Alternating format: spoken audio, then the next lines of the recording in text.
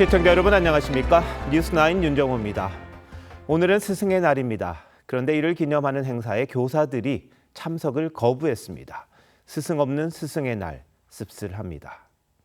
미중 정상회담도 소문난 잔치에 먹을 것은 없었습니다. 트럼프 대통령이 사실상 빈손으로 귀국했습니다. 삼성전자가 위기입니다. 나라가 위기입니다. 성과급을 놓고 이견을 좁히지 못하면서 총파업이 엿새 앞으로 다가왔습니다. 공장이 멈춰설 위기에 정부는 물론이고 각계의 우려가 쏟아지지만 상황이 좋지 않습니다. 주주들까지 나서 노조를 압박하고 있습니다만 성장의 상징이 위태롭습니다. 위기감이 감도는 삼성전자 평택 캠퍼스 앞에 취재 기자가 나가 있습니다. 장도욱 기자, 오늘 삼성전자 반도체 부문 사장단과 고용노동부 장관까지 나서서 노조를 설득했는데 노조 입장에 변화가 있었습니까? 네, 삼성전자 노조 측은 어제 오늘 오전 10시까지 사측의 변화된 입장을 달라면서 사실상의 최후 통첩을 날렸습니다. 사측은 이에 기존안을 고수하면서 조건 없이 대화에 나서자는 입장만 노조에 전했습니다. 이에 노조는 6월 7일 이후에 협의할 의사가 있다면서 교섭은 언제든지 할 수 있으니 파업 후에 하면 된다고 답했습니다. 6월 7일은 노조가 예고한 18일간의 총파업 종료일로 예정대로 파업을 진행하겠다는 뜻입니다. 노조의 강경한 입장에 오후 들어 전영현 부회장을 비롯한 삼성전자 반도체 부문 사장단과 김영훈 고용노동부 장관이 잇따라 노조 집행부를 찾아가 대화 재개와 파업 철회를 설득했지만 노조는 성과급 상한 폐지 등 핵심 요구에 대한 사측의 변화가 있어야 대화에 응하겠다는 입장을 고수하고 있습니다. 네, 21일이 총파업 예정일인데요. 노조 안에서도 반대 목소리가 나오고 있다는데 이건 어떻게 된 겁니까? 네, 결연한 파업 의지와 달리 이 삼성전자 노조 내부는 연일 내홍으로 시끄러운 상황입니다. 협상에서 배제되고 있다면서 불만을 드러내었던 비반도체 부문 조합원들이 초기업 노조의 교섭 방식에 문제를 제기하면서 법적 대응까지 나섰습니다. 가전 분야인 DX 부문의 일부 조합원들은 초기업 노조의 교섭권 행사와 파업 개시를 막아달라며 법원에 파업 금지 가처분 신청을 냈습니다. 노조의 요구안이 반도체 부문에 치우쳤고 비반도체 직원들의 목소리는 반영하지 않았다는 주장입니다. 주주들 또한 법적 대응을 예고했습니다. 삼성전자 주주단체는 영업이익의 일정 비율을 성과급으로 고정 지급하라는 노조의 주장은 주주의 몫을 침해할 수 있다면서 경영진이 이들 받아들일 경우 배임 혐의로 고발하겠다고 나섰습니다. 노조를 상대로도 파업으로 반도체 생산 차질과 기업 가치 훼손이 발생하면 손해배상을 청구하겠다고 밝혔습니다. 지금까지 삼성전자 평택 캠퍼스에서 TV조선 장도우입니다. 네, 지금 보신 것처럼 노사가 접점을 찾지 못하고 있는 가운데 삼성전자 노조위원장이 이번 사태를 중재하고 있는 중앙노동위원회 조정위원과 나눈 비공개 대화 일부를 공개했습니다. 상대방의 동의를 받았는지는 확인되지 않았는데요. 노조가 조합원 익명 게시판에 올린 내용을 보면 사측에 대한 강한 불신과 적대감이 드러나 있습니다. 윤우리 기자가 보도합니다. 삼성전자 노사의 2차 사후 조정이 열린 지난 12일 회의장 밖에서 최승호 초기업 노조 위원장과 중앙노동위원회 조정위원이 나눈 대화입니다. 최 위원장은 사측 대표로 나온 교섭위원에 대해 강한 불신을 드러냅니다. 노사 타결했으면 좋겠다 해서 막상 만나보니까 또 10%의 특별포상 얘기하는 게 정상적인 거냐고요. 사측이 노조 측 요구사항을 전혀 반영하지 않은 채 기존안만 고집하고 있다는 불만입니다. 올해 실적 규모도 문제 삼았습니다. 김영로 부사장님이 반도체 하나도 모르고 지금 실적 규모 자체도 거짓말을 치고 있다니까요. 제가 말했잖아요. 올해 200조가 아니고 300조예요. 300조인데 지금 200조로 얘기하고 있잖아요. 사측이 올해 영업이익 전망을 낮게 보고 있다며 성과급 재원 규모를 줄이려 한다는 겁니다. 최 위원장의 격앙된 반응에 중재위원이 쩔쩔매기도 합니다.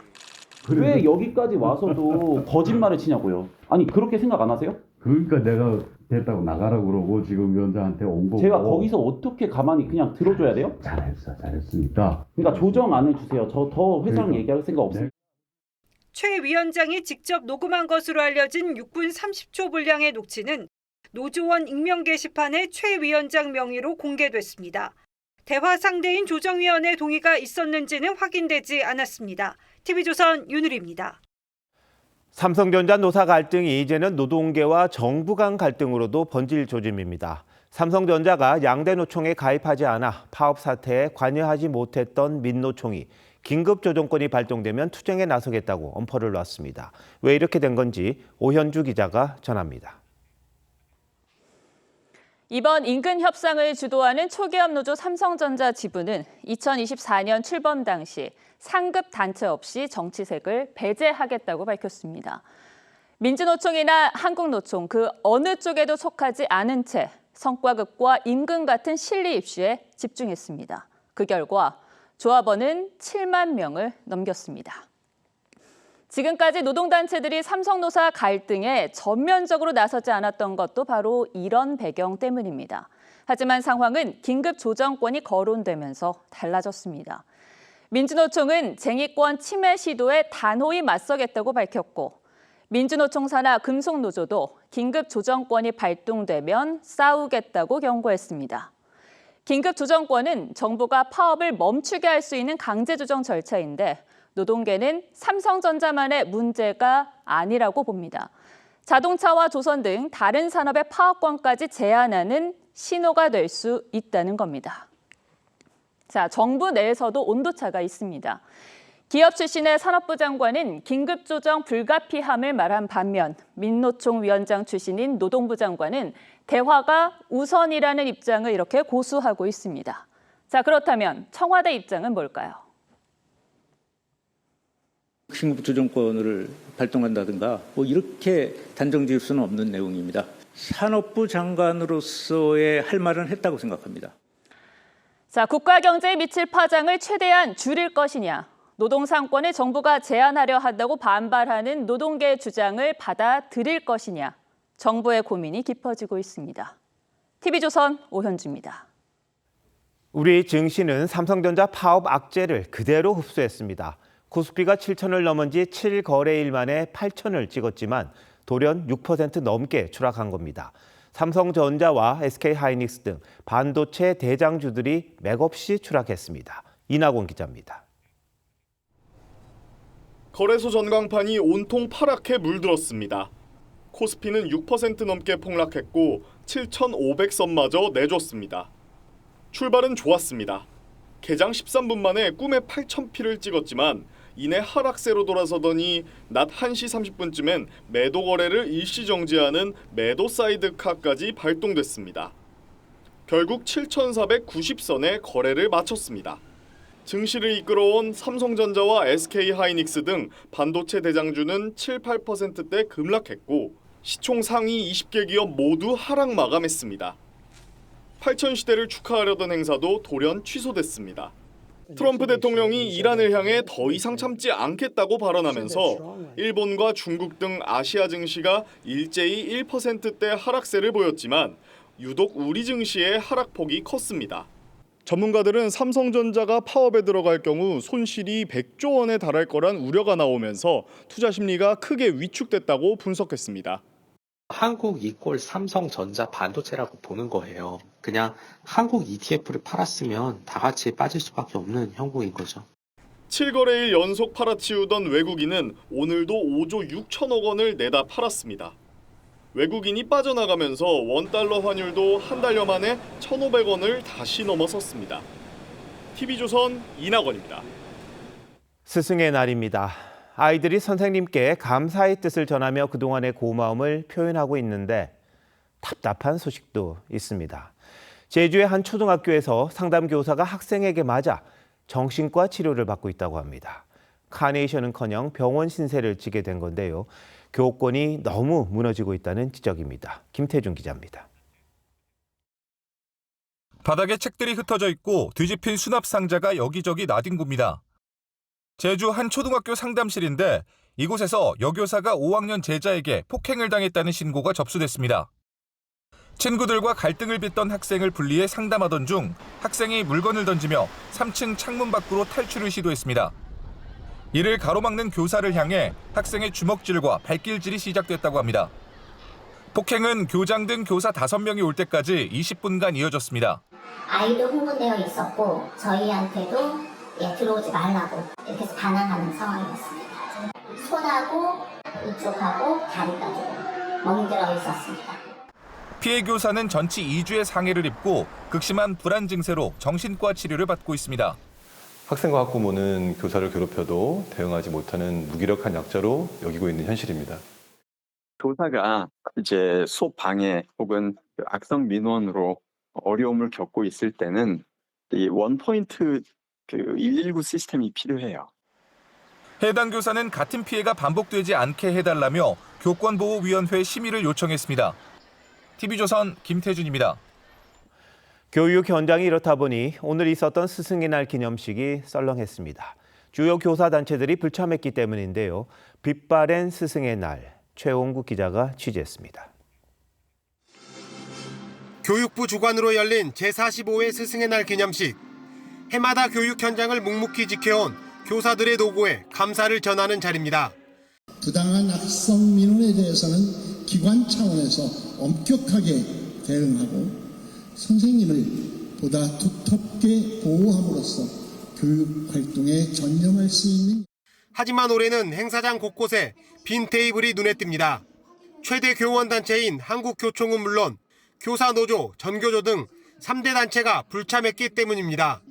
교육부가 올해 행사에 3대 교원단체 외에 실전교육 교사 모임 등 3곳을 더 초청했는데 이들의 대표성이 부족하다는 반발이 나온 것으로 알려졌습니다. 여기에 기념식 순서에 포함된 교사의 다짐도 반발을 일으켰습니다. 교권이 추락한 교육 현장에서 교사들에게 다짐을 요구하는 듯한 형식이 거부감을 불러온 겁니다. 학생, 학부모, 선생님이 함께 다짐하고 공동선언하는 것도 아니고 선생님한테 책임을 다하라는 다짐을 요구하면 선생님들이 뭐라고 생각을 들겠습니까? 1982년 스승의 날이 정부 기념일로 지정된 후 교육부와 교총이 공동 주최했던 기념식은 44년 만에 둘로 쪼개졌습니다. 교총은 올해는 따로 기념식을 개최했습니다. 학교 현장 학습 책임 문제 등을 둘러싸고 정부와 갈등이 계속되면서 당분간 냉랭한 관계가 이어질 것이란 전망입니다. TV조선 최원국입니다.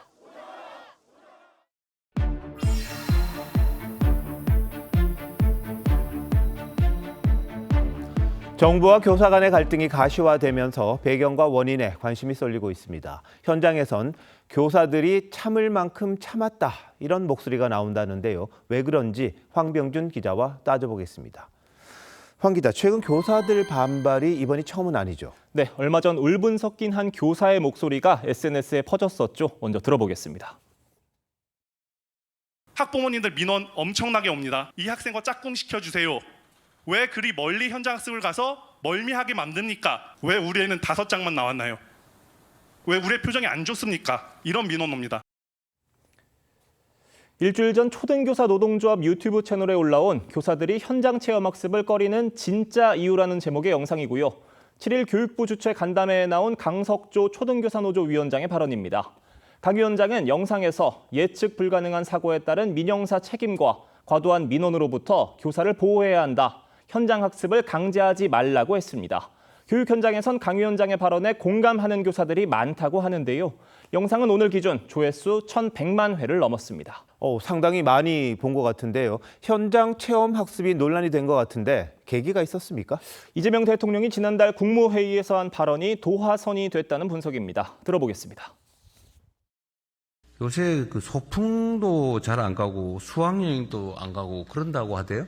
혹시 안전사고가 나지 않을까 하는 위험 또는 관리 책임을 부과당하지 않을까 하는 그런 걱정 때문에 이러는 경향이 있죠. 부덕이 생기지 않을까 싶어서 장독을 없애버리면 안 되죠. 최근 현장 학습이 축소되는 경향에 대해 우려를 표한 발언이었는데요. 실제 현장 분위기와 동떨어진 진단이라는 지적이 나왔습니다. 전교조도 대통령이 현장 학습 위축 원인을 제대로 파악해야 한다는 성명을 냈었죠. 앞서 들어본 강 위원장의 말처럼 교사의 선의와 희생에 의존하는 현장 학습은 더 이상 지속하기 어렵다는 겁니다.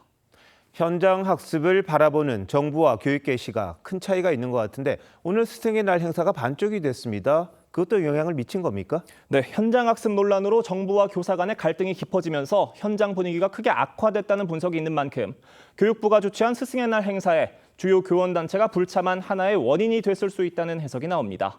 이뿐 아니라 교육부가 추진하려 한 교사의 다짐 선언 역시 원인이 됐다는 진단인데요. 스승의 날의 관제 행사 성격의 다짐을 요구하는 형식이 현장 정서와 맞지 않는다는 겁니다. 전문가들 사이에선 결국 교육부의 부족한 소통, 일방적 정책에 대한 교사들의 불만이 터진 결과라는 지적이 나옵니다. 실제 교사들이 느끼는 직업적 회의감이 클 것 같은데요. 조사한 게 있습니까? 교사노조가 스승의 날을 맞아서 교사 7,100여 명을 대상으로 설문조사를 했습니다. 4,000명에 달하는 55% 넘는 교사가 지난 1년간 이직 또는 사직을 고민한 적이 있다고 답했습니다. 가장 큰 이유로는 학부모 등의 악성 민원이 꼽혔습니다. 교사노조는 우리나라 공교육이 심각한 위기 신호를 보내고 있다고 평가했습니다. 정부가 현장의 목소리를 제대로 들어야 올바른 정책이 나오지 않을까 싶기도 하네요. 황 기자, 잘 들었습니다.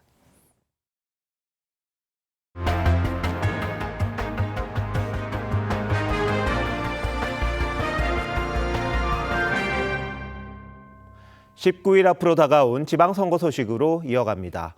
중단돼 있는 이재명 대통령의 재판을 아예 없앨 수도 있게 한 이른바 공소 취소 특검 논란이 실제 여론에 영향을 미친 걸로 나타났습니다.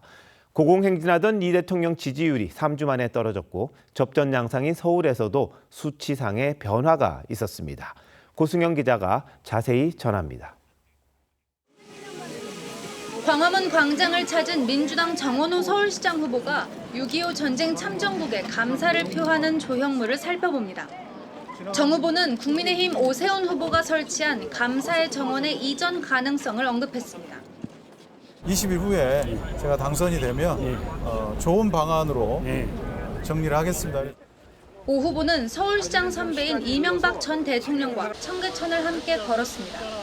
이 전 대통령이 시장 재임 시절 추진한 청계천 복원과 자신의 한강 르네상스 등 행정 성과를 강조한 겁니다.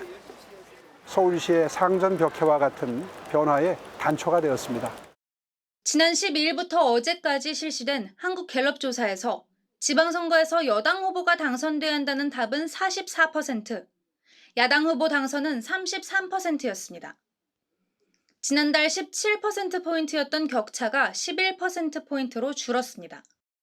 특히 이번 조사에서 서울 지역은 여야 후보가 당선돼야 한다는 응답이 40대 40, 동률로 나타났습니다.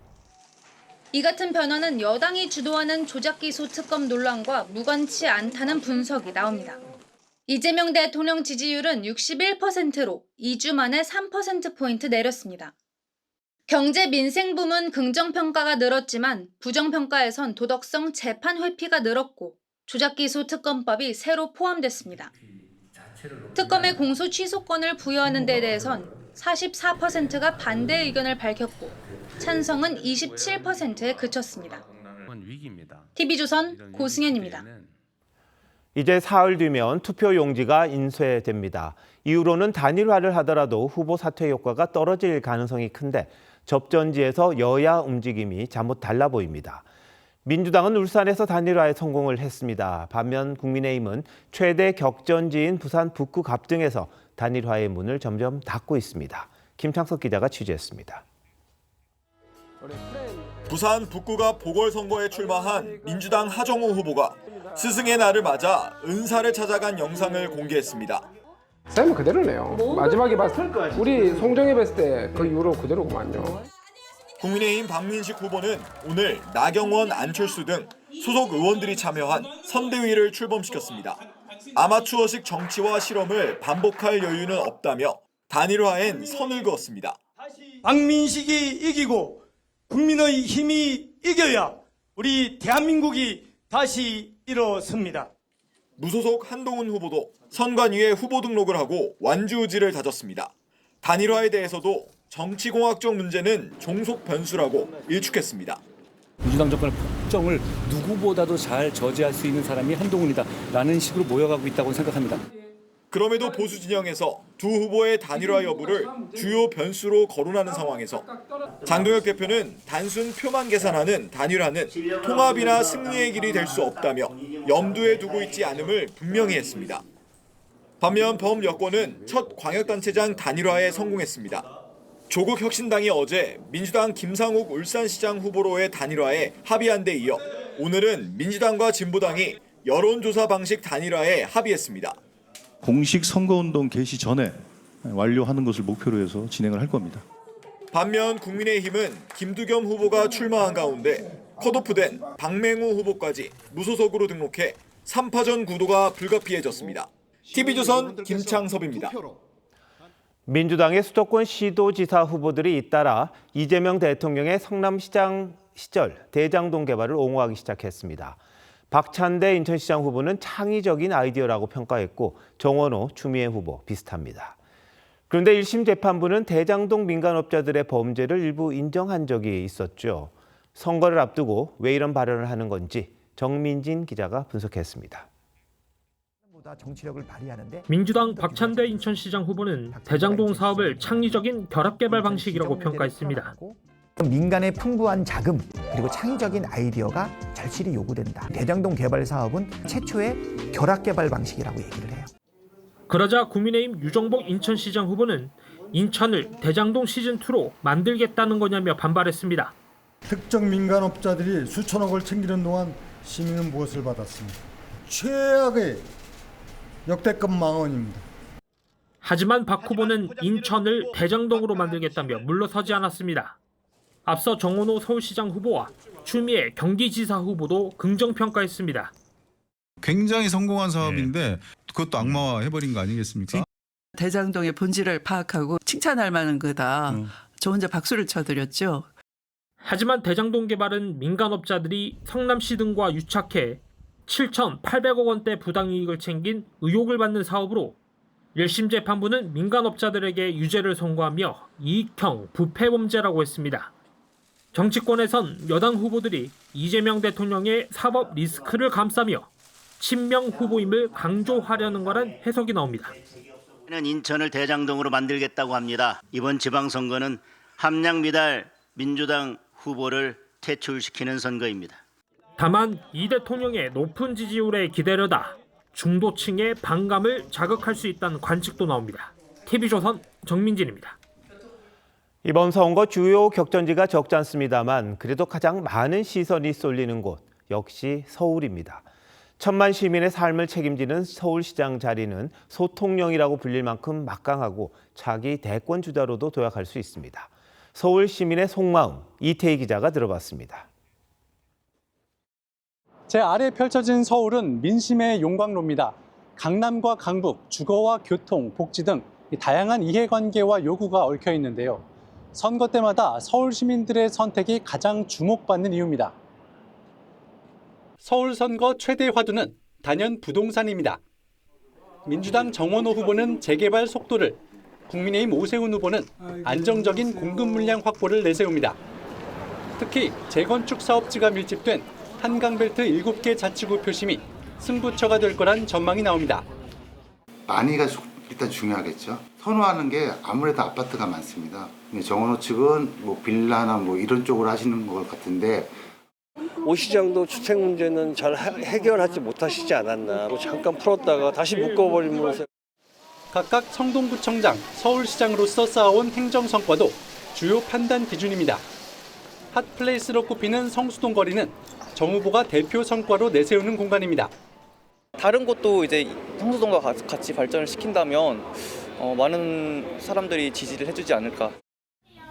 오 후보는 한강버스를 한강 르네상스의 정점이라고 소개합니다.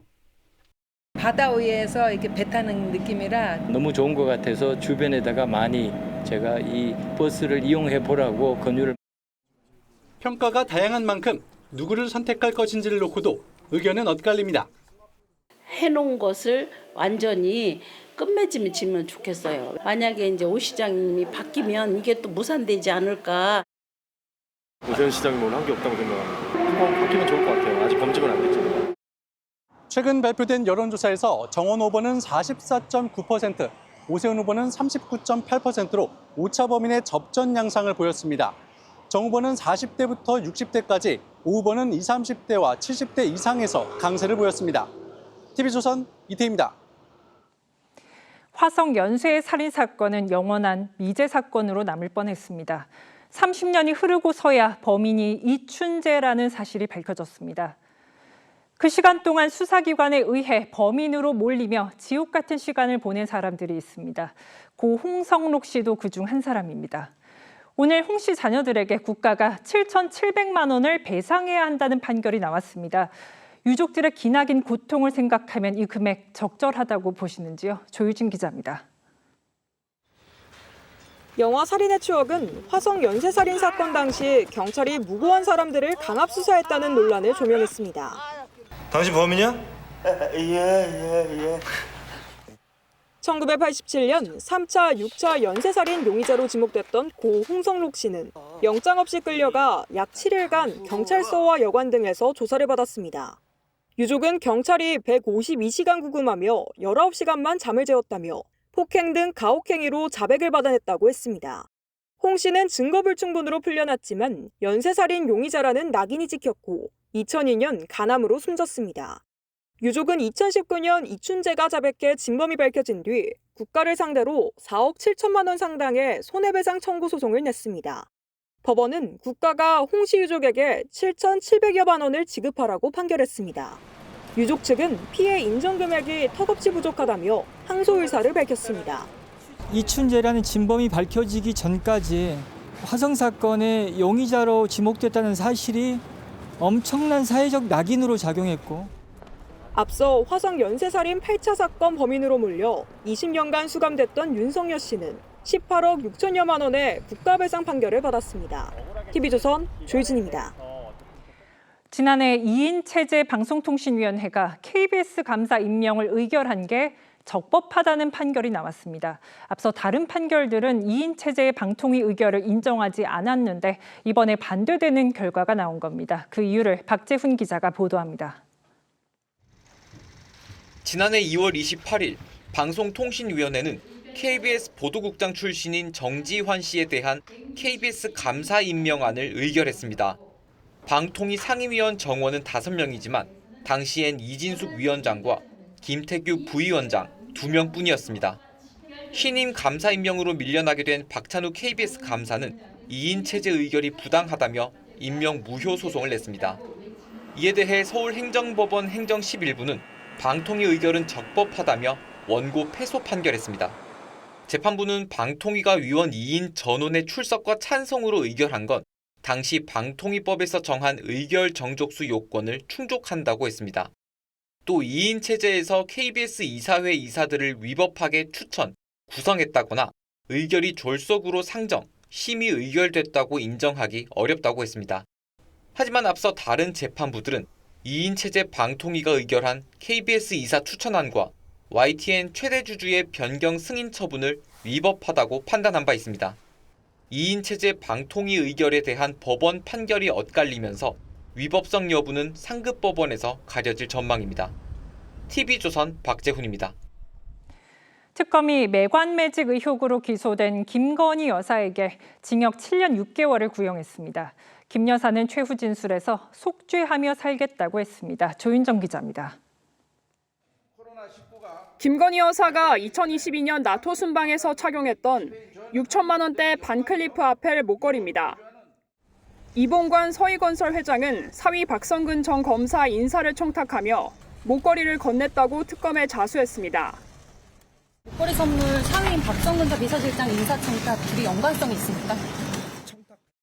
특검은 이배용 전 국가교육위원장이 건넨 금거북이와 로봇계 사업가가 전달한 고가의 시계, 김상민 전 검사가 건넨 이우원 화백 그림도 대가성 금품으로 보고 알선수재 혐의를 적용했습니다. 특검은 결심 공판에서 김 여사에게 징역 7년 6개월을 구형했습니다. 특검팀은 대통령 배우자가 대통령의 권한을 사적 거래 대상으로 삼아 반복적으로 금품을 수수한 매관 매직에 해당한다고 했습니다. 반면 김 여사 측은 단순 선물이나 답례품일 뿐이라며 대가성 청탁은 전면 부인했습니다. 김 여사는 최후 진술에서 경솔한 처신을 진심으로 사죄드린다며 속죄하며 살겠다고 했습니다. 김 여사에 대한 법원의 1심 선고일은 다음 달 26일입니다. TV조선 조윤정입니다. 시합 중 의식불명에 빠진 중학생 선수에 대한 대한체육회의 대처가 논란입니다. 사무총장은 가족에게 차마 입에 담지 못할 막말을 해서 해임됐고 유승민 회장 내 처신도 눈살을 찌푸리게 합니다. 윤재민 기자입니다. 지난해 9월 제주도에서 열린 복싱 대회에서 중학생 선수가 뇌출혈로 쓰러져 의식불명 상태에 빠졌습니다. 망연자실한 부모에게 돌아온 건 위로는커녕 막말이었습니다. 김남희 전 대한체육회 사무총장이 아이가 이미 뇌사였다며 처음부터 가능성이 없었다고 말했고 부모를 향해 아들 일로 한미천 잡으려는 것이냐는 발언을 한 겁니다. 대한체육회가 김 전 사무총장이 자진 사임한 지 11일 만에 이사회를 소집했습니다. 네, 성원이 되었으므로 제15차 이사회계를 선언합니다. 스키 선수 출신인 김 전 사무총장은 체육회 최초의 여성 사무총장에 올랐지만 오늘 이사회를 통해 공식 해임됐습니다. 체육인 가족이라는 표현을 굉장히 많이 하는데 엄마의 역할, 그런 역할의 부재였던 그런 것을 제가 조금이라도 채워줬으면 좋겠습니다. 유승민 회장의 대처도 도마에 올랐습니다. 막말 논란 2주가 지난 어제서야 의식불명 학생의 가족들을 만났는데 그 사이 유 회장이 가족여행을 다녀온 것이 드러났습니다. 그러나 처신 논란에 대한 아무런 입장 표명도 없었습니다. 저는 정신없는 한 2주를 보낸 것 같습니다. 저는 오늘 안건들 좀 잘 토의해가지고 좀 좋은 결과물들이 나왔으면 좋겠습니다. 유 회장의 가족은 영국에서 박지성, 황희천과 만나 찍은 사진을 SNS에 올리기도 했습니다. TV조선 윤재민입니다. 산불은 단 몇 분 차이로 피해 규모가 크게 달라집니다. 최근에 AI가 산불 진화에 톡톡한 역할을 하고 있습니다. 나흘 전 대구 팔공산 국립공원에서 AI 감시 카메라 덕분에 큰 불을 막았습니다. 어떻게 가능했는지 차정승 기자가 단독 보도합니다. 초록으로 물든 팔공산 국립공원을 AI 감시 카메라가 비춥니다. 사방을 둘러보던 렌즈가 한 곳에 멈춰섭니다. 노적봉으로 가는 산 중턱 영상을 확대하니 흰 연기가 피어오르는 모습이 뚜렷하게 보입니다.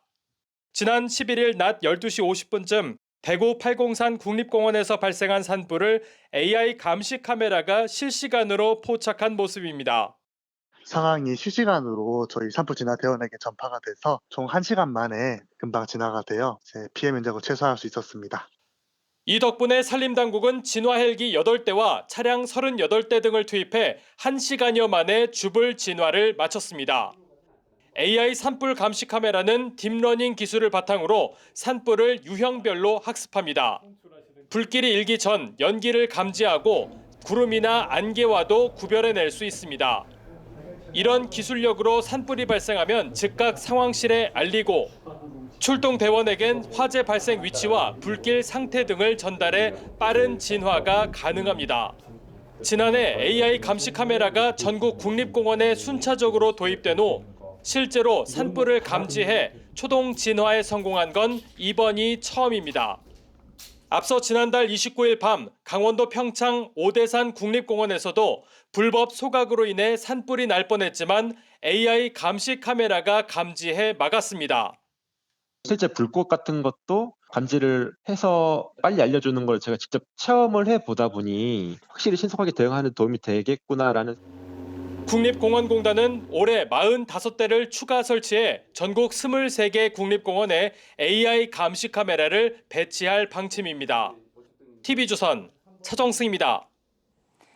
보셨듯 점점 AI 없이는 살 수 없는 세상이 되어가고 있습니다. 그만큼 AI 데이터 센터도 많이 필요한데요. 하지만 주민들은 여기는 안 된다며 결사 반대합니다. 대표적인 이유는 소음과 안전입니다. 이 문제 어떻게 해결하면 좋을지 황선영 기자가 취재했습니다. 출근길 구청 앞에서 주민들이 구호를 외칩니다. 반대한다! 1호선 금천구청역 인근에 들어서는 데이터 센터 건립을 막겠다며 집회에 나선 겁니다. 데이터 센터 공사 현장입니다. 70m가량 떨어진 곳에 대단지 아파트가 있습니다. 주민들은 전자파 노출과 냉각기 소음을 유발할 수 있다고 주장했습니다. 주거 밀집 지역에는 짓지 말라고 하는 거죠. 지속적으로 상시적으로 노출되는 부분에 대해서 어떤 제대로 된 안전하다는 그 증거는 없어요. 서울은 물론 경기도 고양과 인천 미추 홀구를 비롯한 수도권 곳곳에선 주민 반발로 센터 건립이 늦춰지고 있습니다. 하지만 정부 조사 결과 국내 데이터 센터의 전자파 노출량은 미미한 수준으로 나타났습니다.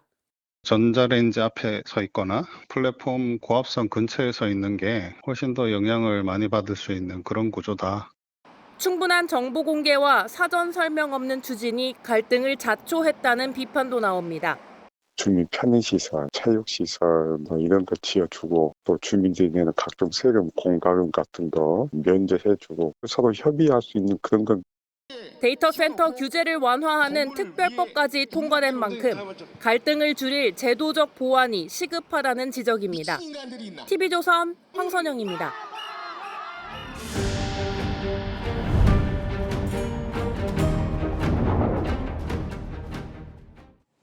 네, 지방 대도시의 황폐화 문제 연속해서 보도해드리고 있습니다. 저희 취재진이 호남의 심장이었던 광주 충장로에도 가봤는데 이곳 역시 무너지고 있었습니다. 도대체 옛 도심들을 어떻게 살릴 수 있을지 그 해법도 취재했습니다. 류태영 기자입니다. 충장로 한복판에 위치한 4층짜리 아울렛 건물입니다. 2년 전 폐업해 입구는 막혔고 쓰레기 투기 금지 경고문만 붙어 있습니다. 바로 옆 상가도 셔터가 내려진 채 유리창은 깨져 있습니다. 곳곳엔 불 꺼진 간판도 보입니다. 수십 년간 호남 경제의 중추였던 충장로가 쇠퇴의 길을 걷는 겁니다. 10년 전 인산인해를 잃었던 충장로 골목길은 한산하고 상가 4곳 중 한 곳은 비어 있습니다. 옛날 한 3분의 1밖에 안 돼요. 마이너스인데 할 거는 없고 중간에 계약 기간이 있으니 나가지 못하고. 이거 봐봐. 저기를 가려면 손 뜯어겠잖아. 매장이 있었을 때는 한했죠, 거기가. 다 죽었잖아. 10년째 광주광역시 인구가 줄면서 상권도 연쇄적으로 무너지는 겁니다. 대전, 대구, 광주 등 대도시 9도심 모두 황폐해지는 상황이라 도시 재생을 위한 규제 완화가 필수적입니다.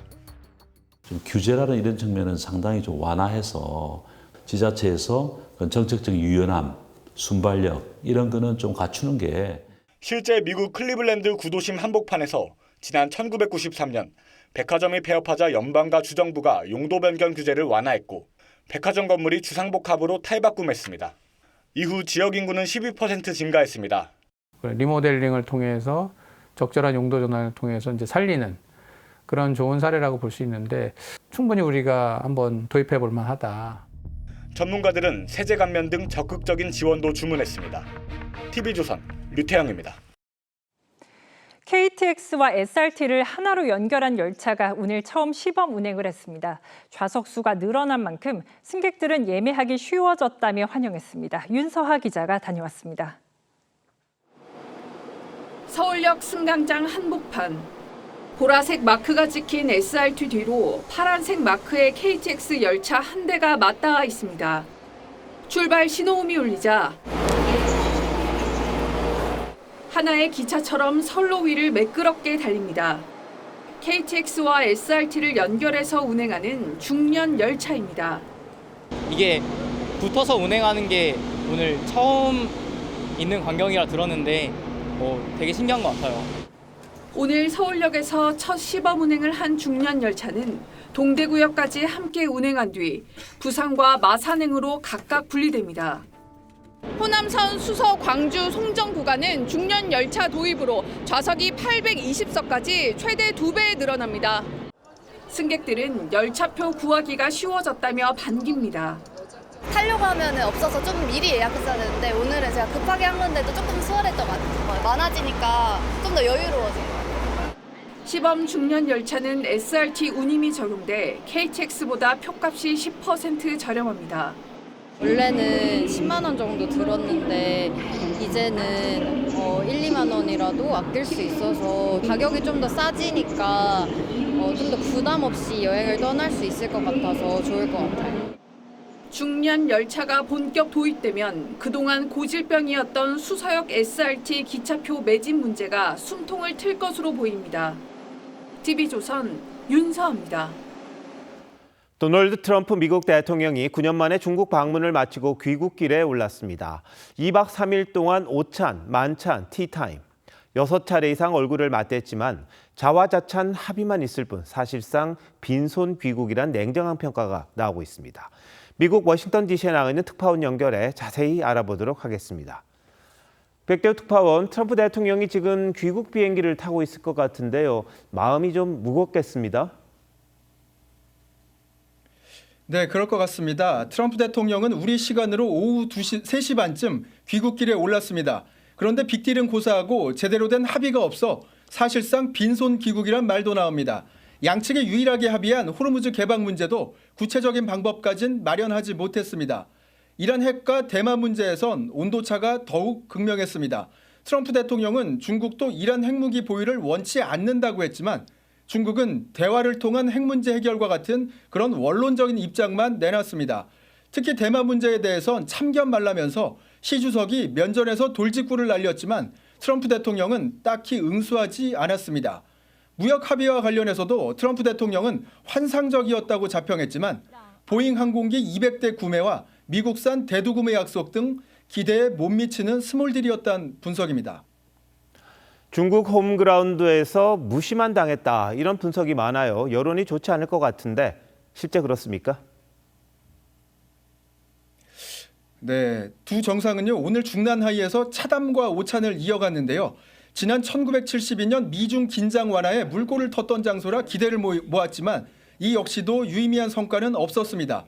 시 주석이 미국이 쇠퇴하는 국가라고 도발했는데도 트럼프 대통령은 축하를 받았다며 문제 삼지 않았습니다. 트럼프 대통령은 어제 국빈 만찬에선 평소와 달리 술잔까지 기울이며 몸을 적극 낮췄는데요. 실망스러운 결과에 미국 조야에선 체면만 구겼다는 그런 불만이 나오고 있습니다. 미국 중간선거를 2달여 앞둔 9월 말 시 주석을 미국으로 초청해 안방으로 불러들이는 데는 성공했지만 과연 여론 반전을 이끌어낼진 미지수란 관측입니다.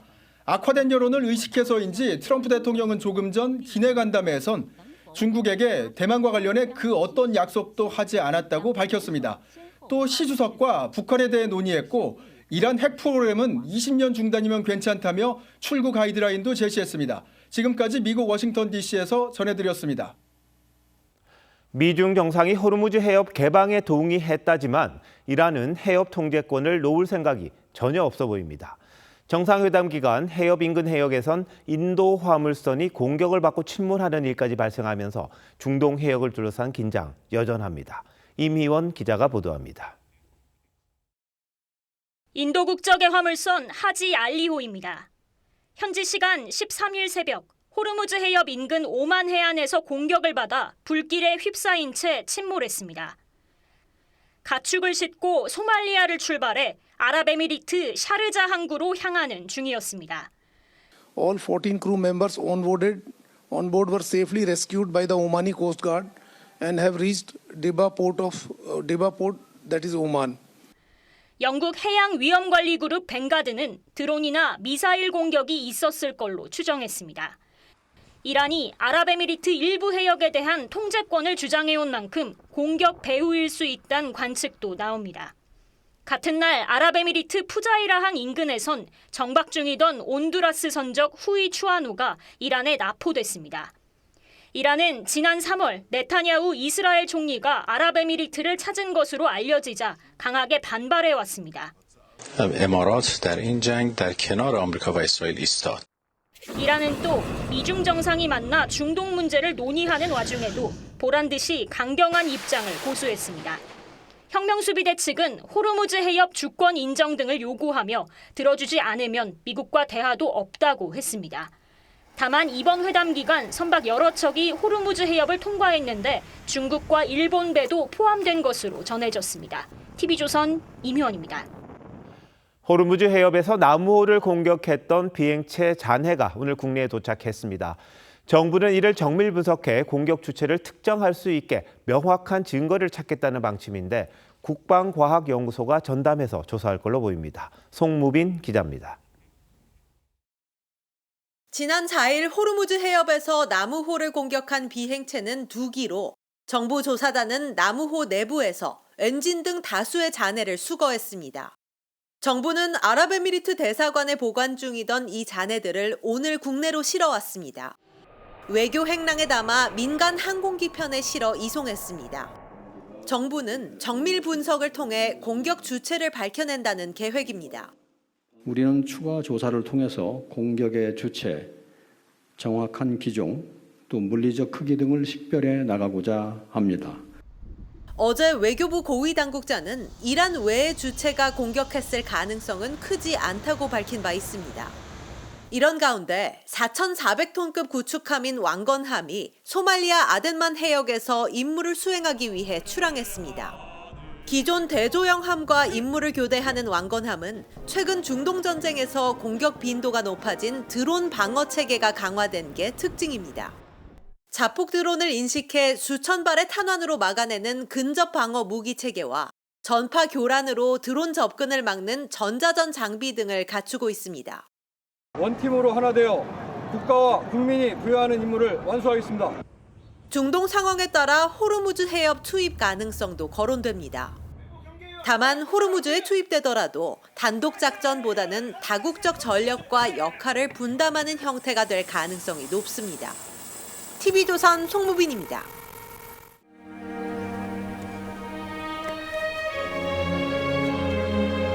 Yes, teacher.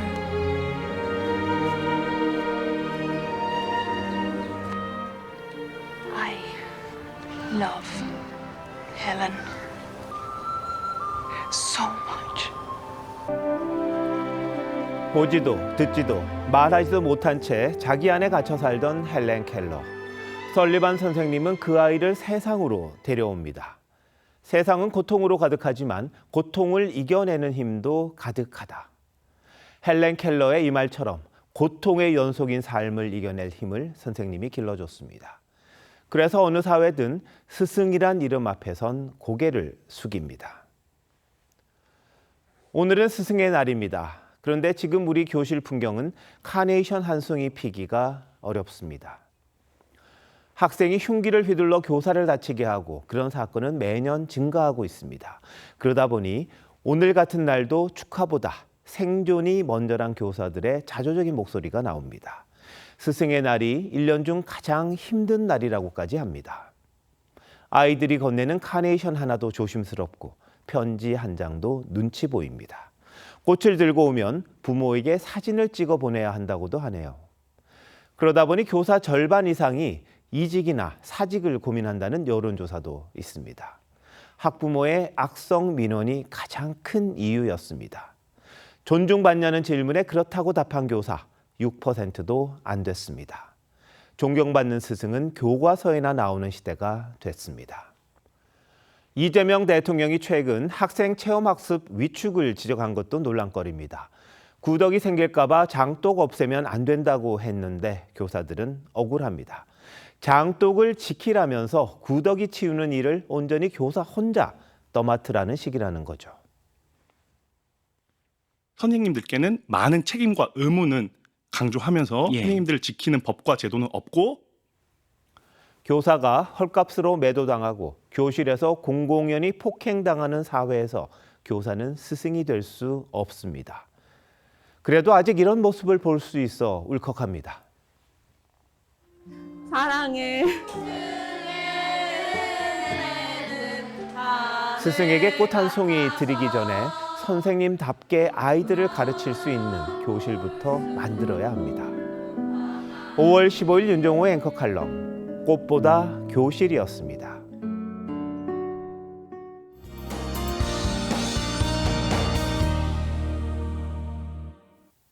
(5월) 중순부터 더위가 성큼 찾아왔습니다. 주말까지 한낮 더위는 계속될 텐데요. 오늘까지는 서쪽 지역의 낮 기온이 크게 올랐지만 주말부터는 붉은색으로 보이는 대구를 비롯한 영남 지역이 33도 안팎까지 지속했습니다. 주말 오후 내내 강한 햇볕이 내리쬐며 자외선 지수 매우 높은 수준이 예상됩니다. 바깥 활동하신다면 자외선 차단제를 바르고 수분도 자주 섭취하셔야겠습니다. 내일 아침 기온 서울 18도, 부산 14도로 오늘과 비슷하고요. 내일 한낮 기온 서울과 대전, 광주 31도, 대구 33도로 전국적으로 고온 현상을 보이겠습니다. 최근 상대적으로 선선했던 강릉도 30도까지 오르는 등 날씨가 덥겠습니다. 다음 주 화요일에는 서울의 낮 기온이 25도 안팎으로 떨어지겠고 수요일에는 전국에 비가 내리며 고온 현상이 누그러질 전망입니다. 날씨였습니다. 5월 15일 금요일 뉴스9 마칩니다. 시청해주신 여러분 고맙습니다.